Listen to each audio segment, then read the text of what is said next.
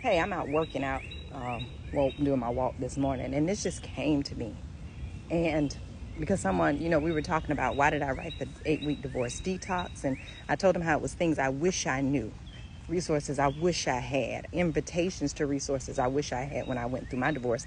But I wanted to share what catapulted me and kind of gave me the courage to move forward with my divorce, right? And it's never anything to, demise that person, the character. It is what it is. But these are lessons I learned, and they're real and they're valuable, and maybe they'll bless somebody. I'm sure they will. So I knew I was in trouble in the marriage because there was never any accountability on the other part. It was always somebody else's fault. And no matter who we went to, counselor, whatever the case may be, pastor, when we would come out, I would always be made to feel, I would feel like I was dumb, like I was crazy. Like, did I make up this whole scenario? Like, God, I know I didn't. And so it was this one last time. I was pregnant with our 6th child, and we went to our pastor for counseling.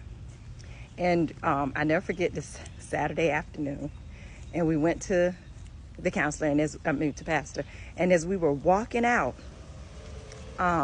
excuse me, allergies. But as we were walking out under the vestibule, he looked at me after the pastor had closed the door back to the church, and we were walking out to the car.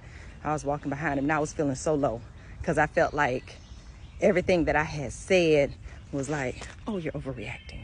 Oh, that's not the way it happened. And then I was so confused that I couldn't even hardly articulate. Typical of a narcissist. But anyway, what happened was that person looked at me, my ex-husband, and he said, see, I can even get the pastor to believe me.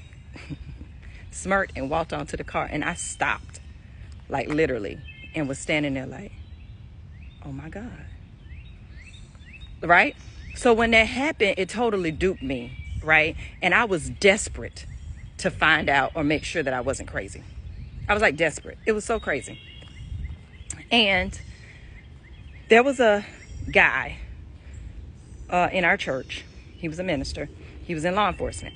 And he told me to look up this person named Marty Whipple. But she's in South Florida. She's a therapist and a counselor and a Christian, and she was amazing. But the beautiful thing about it was she's impartial.